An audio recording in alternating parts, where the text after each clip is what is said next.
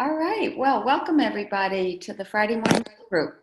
And today we are going to discuss Julia Cook's Come Fly the World, the Jet Age story of the women of Pan Am. And here it is, a fantastic cover. I love the cover.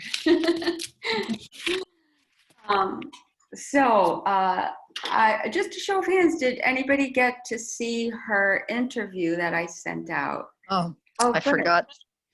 Oh, good, Tricia. Okay, great. Yeah, she was wonderful. I thought she was wonderful. I wasn't so crazy about that moderator, but Julia Cook was excellent. We can talk about that certainly later. The Lit Quake out of San Francisco runs these author interviews. And if you get on their subscriber list, you can find out about all the authors that they interview. Lit Quake, one word, LITQUAKE maybe .org or .com, I'm not sure. You can check it out. So Julia Cook's, I thought, fascinating chronicle of a bygone era. I thought these women were adventurous, smart, educated, single, they had to be single, fearless, daring, fun-loving, had to be attractive women, and they were given a chance to be a part of something much bigger than themselves, a part of history in the making, which I never really thought about. I think most people did not. They stepped up to the challenge of soft diplomacy. They ferried soldiers during Vietnam, they did the baby airlift, and they did it with optimism and empathy, certainly empathy for the soldiers, with determination, with a lot of grit and courage. And they were so cool under pressure. They could think on their feet in the moment.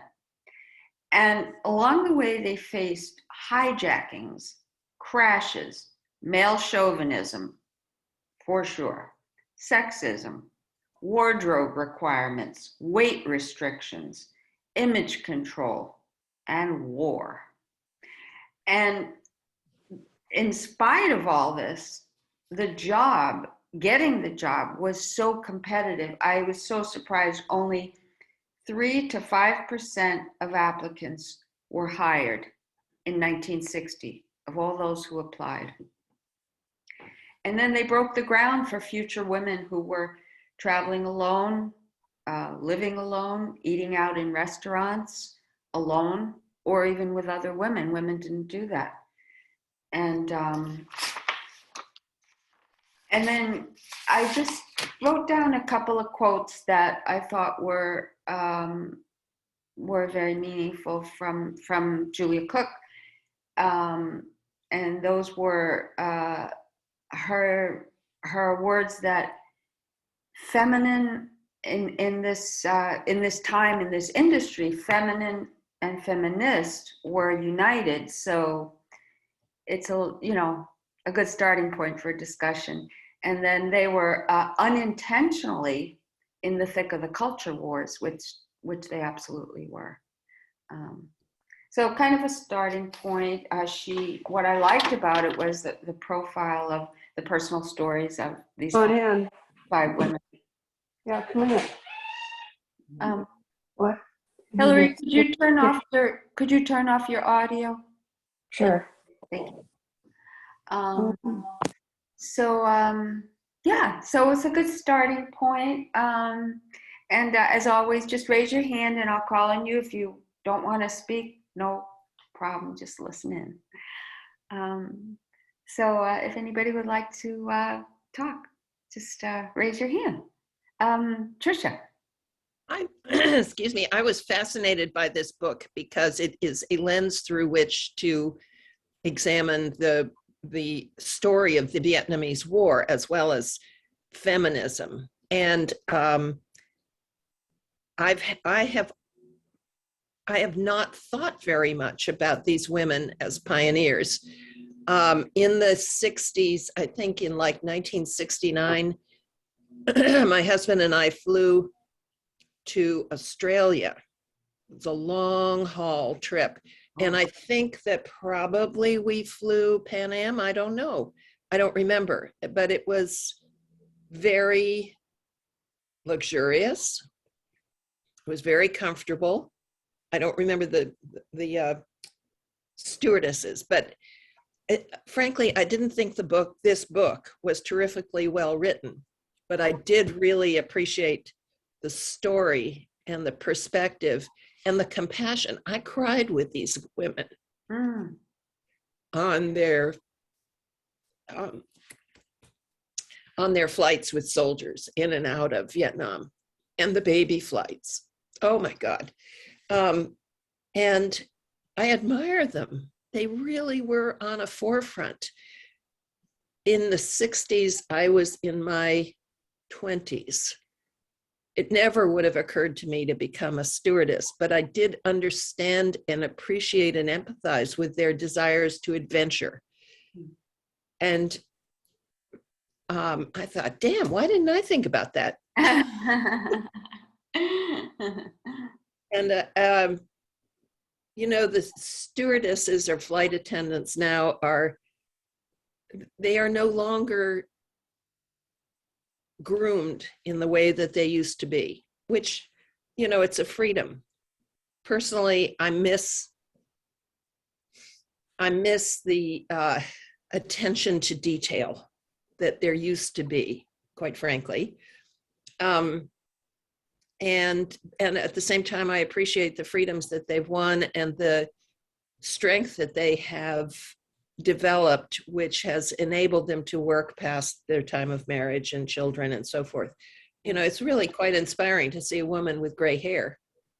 Yes. As a flight attendant.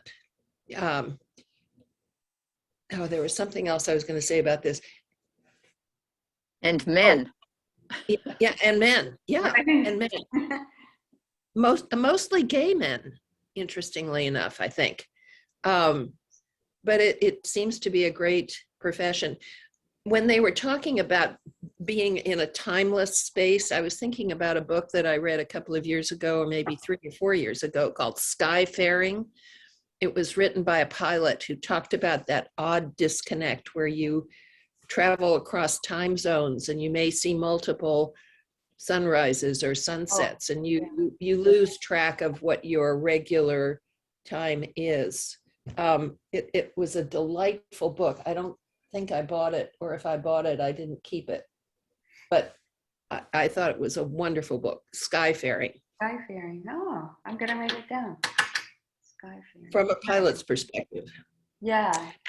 And the interview, yeah, I thought she was very good. The interviewer was awful. Awful, wasn't she? Yeah. I was very disappointed that someone who had been doing this for, I think she said 22 years, could not get her act together. It was an injustice to Julia Cook, I thought. Yes, I think everybody agreed on that. Yeah. Yeah, so that's all I have to say. Well, thank you so much. You know, in light of what you said about the current flight attendants, I do have a little quote from a current flight attendant that I pulled off of Goodreads, who commented, a current flight attendant who commented on the book. I thought it was interesting. I'll read it to you. She says, Good. My experiences as a flight attendant for a domestic low-budget carrier are nothing like the experiences of these stewardesses of the jet age.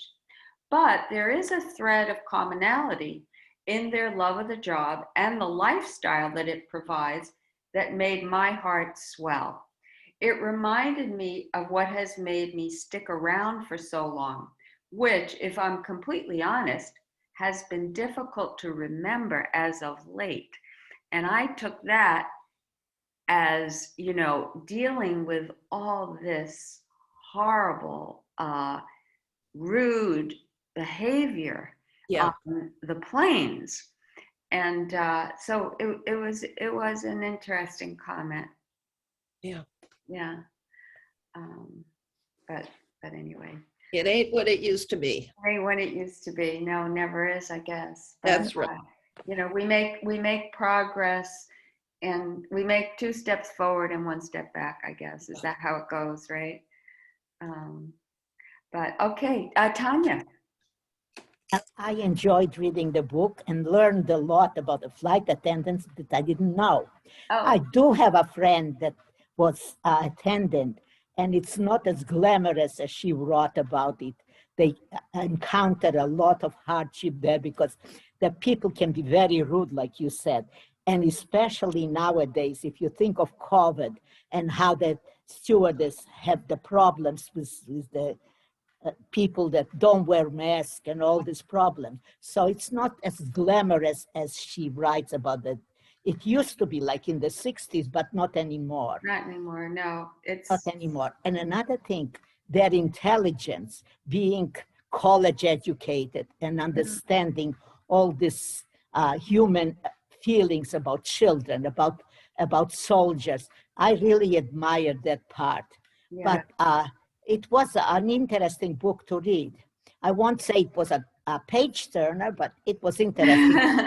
And Yeah, I did enjoy, like I did enjoy learning a lot about them right, and about the history of Vietnam, which I knew a little, but not as much.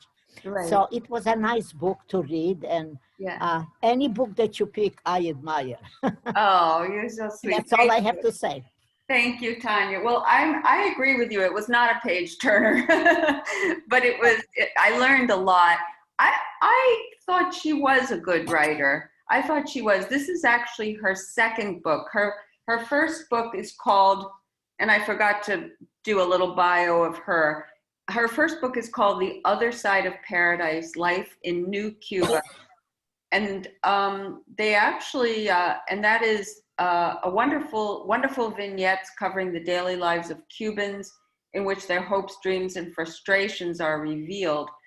Booklist quotes that, and it was called Incomparable by Time Out New York. I feel that she's an author who likes to get at the personal stories. So the flight attendant, the story about how the world was with flight attendants or how Cuba was is not as important as the personal stories involved in that time. And I like that. I really liked reading about the 5 women and their histories, and they were all quite different in several ways. So okay, who else would like to talk? Anne. I have a friend here who was a flight attendant in the 50s, and she went to PanAm, and they looked at her and said, "Your teeth are crooked."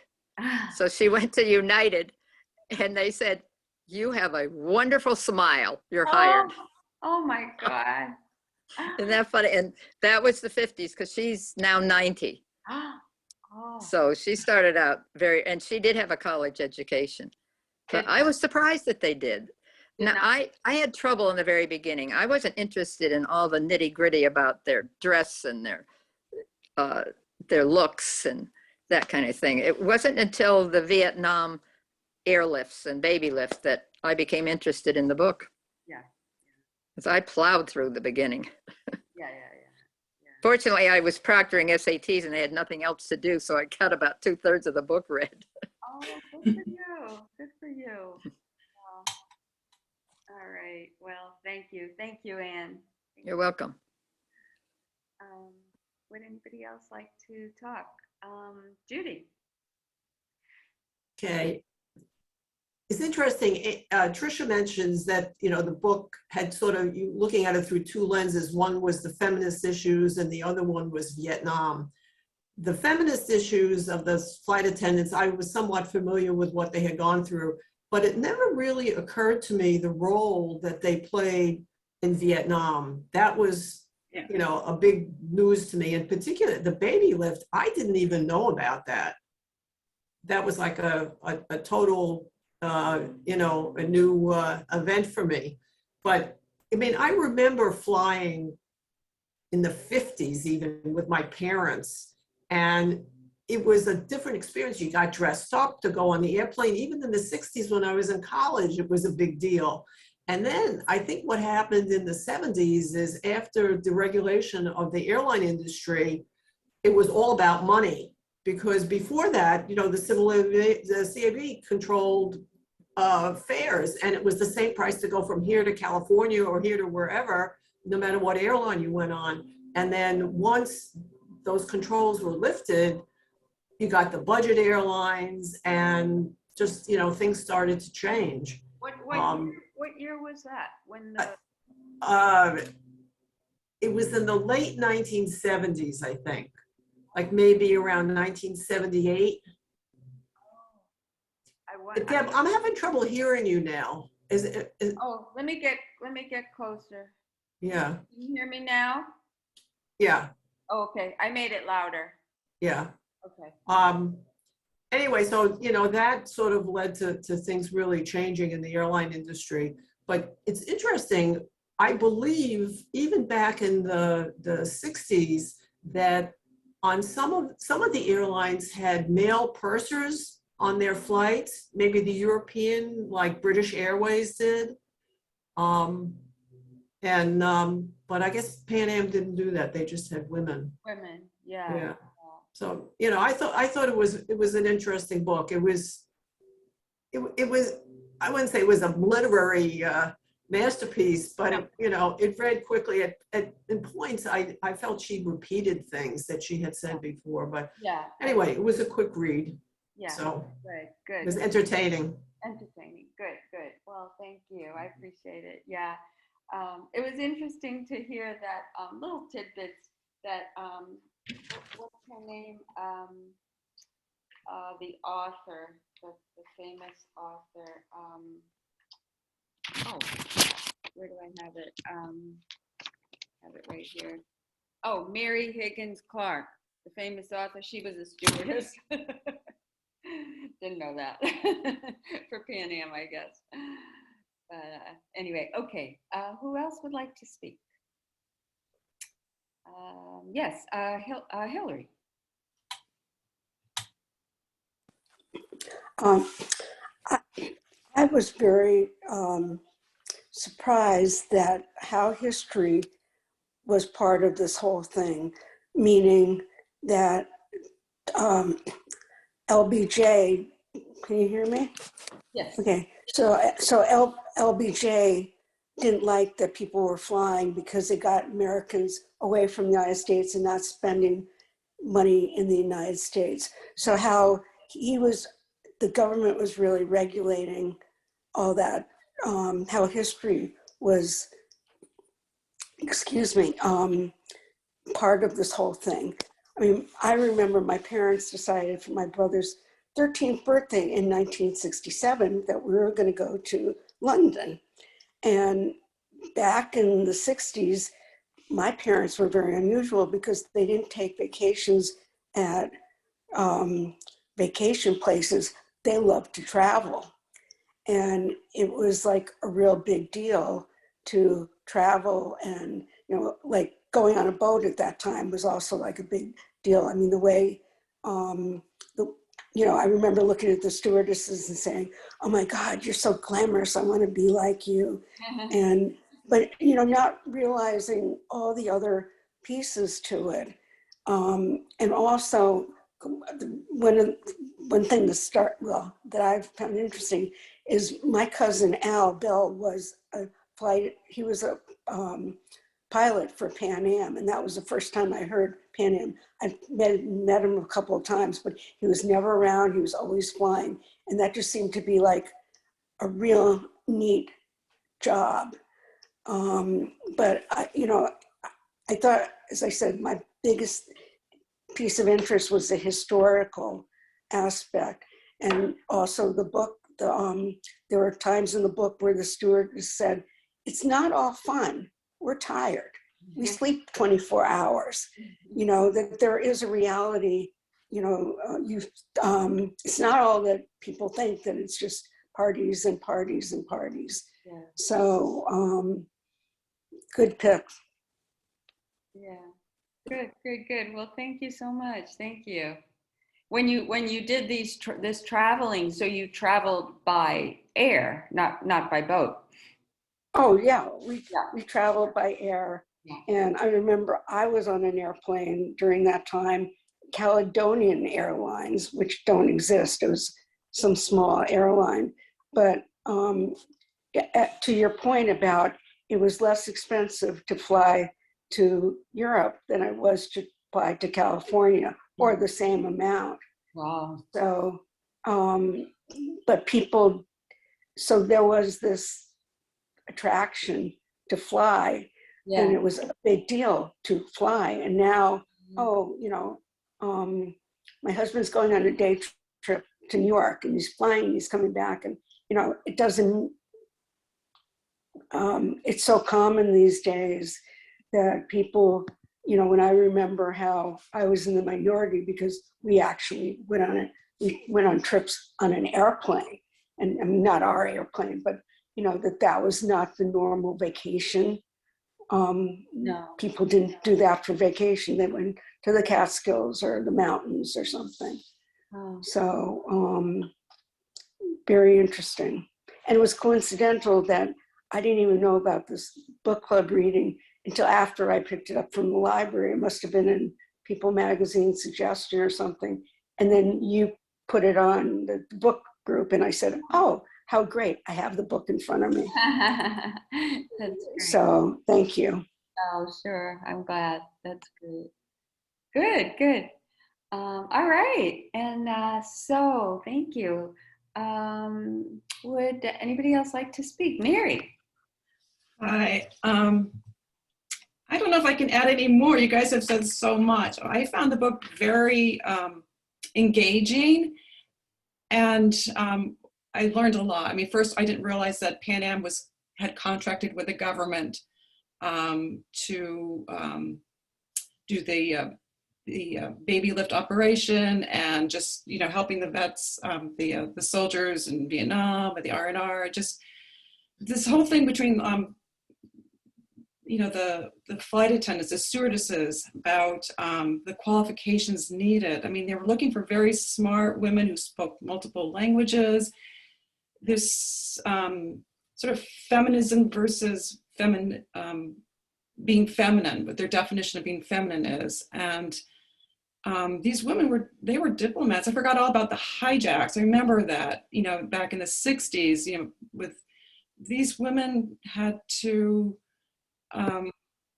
they're absolute diplomats. They had to handle very difficult situations. And they were very adventurous women, and very admirable. So yeah, I thought it was a great read. Good. Good, good, good. Thank you. Thank you, Mary. I'm glad you liked it. Mhm. Good. I'm anxious. I would like to read her other book about Cuba. I'm interested in Cuba anyway. Yeah. But, I'd like to get that. Thank you. Yeah, I've been to Cuba, so Have you? now so I'm sort of interested to see what she wrote about, because I have, my observations. Okay. Yeah. Cuba too, I'd like to read it. Mm-hmm. Oh, could you tell us again what the name of it was? Sure. It's called The Other Side of Paradise, Life in the New Cuba, published in 2014. Yeah, Time Out New York called it incomparable. It's a good review. I didn't get the beginning of the name of the book, the title of the book. The Other Side of Paradise, Life in the New Cuba. Of course, Cuba's changed a lot since 2014. Yes, of course. I was there in 2015. Oh. I was there in 17. Hmm. So you were there after Obama opened it? Yes. Then before? And right before Trump changed it. And now, of course, Well, now it's very easy to go to. oh, I bet. now you can go. Yeah, you do have to fill up some paperwork, but you don't have to go with a group. You can just go. Thanks to Biden. Oh. Yeah, I went with a group. I went with a group also. Yeah, my synagogue did a trip. So part of it was about the Jewish community there. Did you visit synagogues? Yes. Yeah, we did too. Yeah, We- well, there's basically, there's two synagogues, the conservative and the Sephardic. We went to Remember a the, very, very engaging woman at the Conservative? She was a riot. She gave a talk. We'll just One get of the- back to we'll get back to the book so people can share their thoughts. Thank you. Thank you. I think the only person who hasn't spoken is probably Eve. Eve, did you want to speak?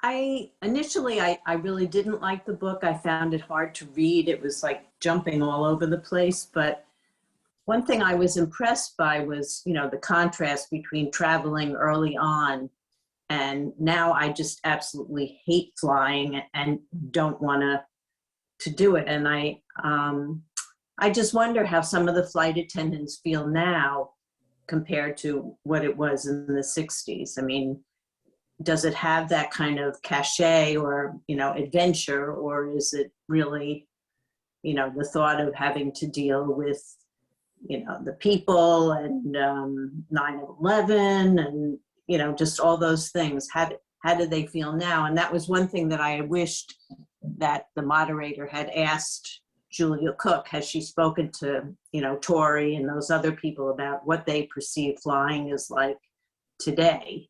Yeah. Well, Compared to when they used to fly. yeah, there is an epilogue, but I don't think I did read it, but I don't recall in the epilogue, I don't think she gets into that.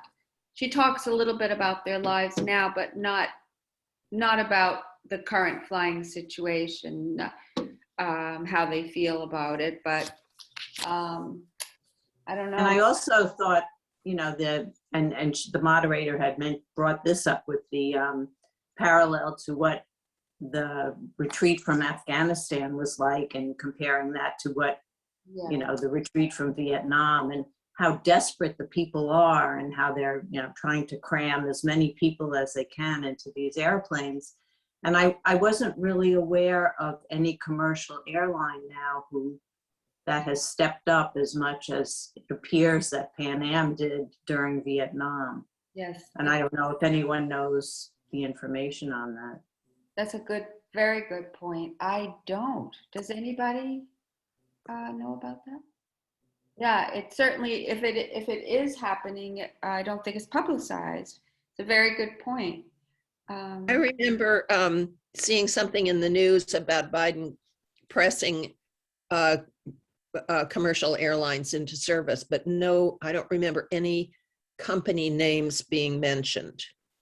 And I don't remember any photographs of, say, a United flight or whatever. It was all those gigantic, whatever they are. C5 or something. Yeah, you wonder, were all those people really, did they all have safety belts? I mean, seat belts? Hard to believe. It just looked like they were camped out on the floor of the plane. Yeah, just camped out. They were well over maximum, but yeah, there was nothing else to be done. Yeah. Well over. I honestly think with PanAm, I forgot his name, the owner, the president, but he wanted to make PanAm sort of the national airline, like other countries had their national airline, and they named it for the country. And I think that's what, and by doing these flights, he felt that he was sort of commandeering, this is our national airline, and he was very kind of intent on that. But the point about the deregulation is a very interesting one, because I hadn't thought about that. That did sort of, I guess, change everything. Mhm. And the low budgets came in and everything changed. I realized that. I flew in the early 1970s to Greece, and I still remember it was $200 to fly. And the only reason, I was like a student, the only reason I could afford it, it was like a student ticket or something, I don't know. The only reason I could afford it was, you know, it was cheap, pretty cheap. But imagine today going to Greece. I mean, gee, think about that. And it was, and I still remember it was on Lufthansa Airlines. Weird. Anyway, all right. Would probably be another zero. Probably. Would anybody else like to add any more thoughts or comments? Richard. Yeah, I my first Pan Am flight was in 1990, and it was assisted by a friend of mine who traveled a lot in business. And I remember he said, "Be sure to order your special meal. You can get whatever you want for food." So Yeah. It was that was the right before the end, right? yeah. 19. Well, how did Pan Am go out of business? Did they just go bankrupt? They sold off routes. First, they sold off the Pacific routes to United. And I don't know who they sold off their European routes to, but they, you know, went belly up just like TWA and a bunch of other airlines. Wow. But I also flew. I was in China a couple of years ago, and the communists, or maybe the airlines, still are like what we were. Oh, you saw nothing but gorgeous women working on those flights. I mean, they have that requirement, and also I was told that was true with men. Nothing but good-looking men Yeah. work on those airlines. So it's sort of like what we used to be. Yeah. I was greeted by a woman, oh my God, because my flight was going to be delayed going back to the US. I was going to have to wait 10 hours. So she rearranged my flight, you know, after I came in from Hong Kong. And so I don't think it's changed much with some of the communist countries as far as the airlines, as far as the requirements. Right. All right. I thought it was also interesting the way the airline, told these women how they had to behave when they were in the cities. So even on their own free time, they had to wear the certain coat, and they had to only be seen in certain places and with certain people. And it was just really surprising to me that even after they were off work, they still were considered, airline representatives and had to present themselves in a certain way. Yes. Well, you gave up quite a bit to get quite a bit. So you got this amazing discount. What was it? 90% discount on your travel. And you got, you got all these perks, but you gave up quite a bit. You had to be willing to give up all that and to be really on the front lines of anything that happened, war, a hostage. You were, and when they were asked, to go into towards the end when they were, profiling Vietnam, and they were asked, "Do you want to go do this flight to the war zone?" And so many of them didn't. Some said no, but many of them said they didn't flinch. They just said, "Yes, we're going.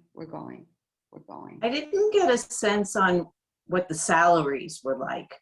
I mean, were they considered well paid, or was it just, you get all these perks? Because they were all, living in apartments with 4 or 5 different stewardesses, all sleeping in different beds because they all had different shifts and things. But I didn't really get a sense of how their salaries were. Yeah, what salaries were. That's a good point. I did not either. My sense was that the salary wasn't great because they had to bunk up with so many women together. But on the other hand, they had an apartment in Manhattan. Of course, in those days, it's not like now, it's very different. But still, I have a feeling it wasn't great to start out. You know, they kind of lured you with the perks is my guess. I don't know. I could be wrong. I could be totally wrong. I don't know.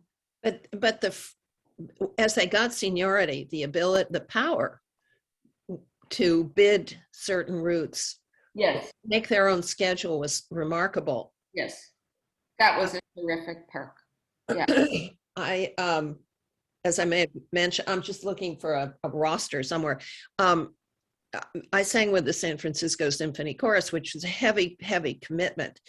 And one of our women was a stewardess for United on a Trans-Pacific route. And she always was able to make rehearsals and performances. And a performance week meant rehearsal Saturday afternoon, Monday night, Tuesday night, and then rehearsals Wednesday, Thursday, Friday, Saturday. So, you know, it meant that for a week she had to clear her calendar, Wow. but she always made it. For, It was amazing. how And- many weeks? Like- Well, it depended on how many programs we were involved with, but we would typically be involved with 10 programs a season. Wow. So that's 10 Yeah. weeks at least. Yeah, but they were, you know, they were spaced out. Yeah. But still, that's a lot.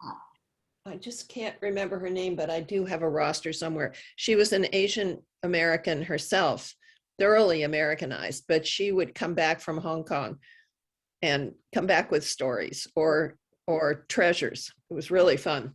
Yeah. Yeah. They described, I can't remember which stewardess just loved Hong Kong and being in Hong Kong. It's a mighty fine place to be if you've got a several day layover. Oh, Yeah. really? Not so fine now. Never been. Right, not so fine now, but it was great. Yeah. Well, you know, I think all of the stewardesses were unionized. So when you're a union worker, the salary is fixed for everybody. And the seniority is really what you work toward, of having more control. I over don't, your well, schedule. they organized unions. In the beginning, they weren't unionized. Right, Yeah. right. Yeah, they fought for that. Yeah. Yeah, I heard, like, for example, now Delta, they're still unionized. It's one of the higher paying airlines, but an airline like JetBlue is not. Yeah. Make a lot less, But they must have more benefits or, perhaps. Yeah. yeah, maybe. Yeah, it's all different. It's like with libraries, you know, some libraries are unionized and some are not. Some are not, and they pay those libraries there's one particular library in Minuteman that is not unionized. And Is Wellesley unionized? yeah, we have our own. We are a self-run union. It's pretty unusual. Yeah. And all staff is eligible or required? Not Like, are you a union member? I used to be president of the union. Oh. Yeah, no more. No more. But I shouldn't talk about that on this. Because it's recorded. Anyway, okay, does anybody else have anything more to say? All right, well, this is a great discussion. I hope you guys enjoyed it. I'm looking forward to next month. It's going to be the third Friday of November at 10 a.m. on Zoom, and you will find the registration on the website as usual. How is that? Is that working out okay for you guys? I think you're all used to it by now. And So that's the 19th? whatever the third Friday is, I don't have it in front of me. The third. Yeah. Of November. Yeah, I'm looking at a calendar. It is the 19th. So it's the week before Thanksgiving. Thank you, Judy. Thank you. So I look forward to that. I think that'll be a great discussion. I would probably, start reading the book. It is a long book, but it is a page turner. And I highly recommend the audio. It's wonderful, just wonderful. One of the reviewers said about the audio, if you have any plans for the weekend, just give up because you're just going to be sitting around listening to this book. You're not Who going is the, to let go. who is the author, the reader? No. The reader is Saskia, and I'm never going to be able to pronounce her last name, so please don't ask me. But if you look up the audio, you will see the narrator, and she has done a number of narrations, and she has an amazing range of voices. I can tell you, she does British, she does Russian, she does Polish, she does Austrian within this one book. It's amazing. She is amazing. I would love to meet this woman. She does Boston. And the fun thing about the book is one of the characters in the book, almost practically the main character, but not quite, lives in Boston. It's in 1940s, 50s in Boston. It's so many famous places that you know, and downtown Boston, and she does a Boston accent. It's amazing. Loved it. It's great. And it's like a thriller as well as a historical fiction. So I can't say enough for the book. She's written a lot of books, hasn't she? She has. And I'm very anxious to read. She's written a trilogy of ancient, I think it might be Rome, and historical fiction again. But all right. Well, good to see everyone, and I hope everyone has a good weekend. Stay well, and Thank you. Thank you. enjoy the You beautiful too. day. All right. Yeah. Take care. Bye. Take Thank care. you. Bye. Bye.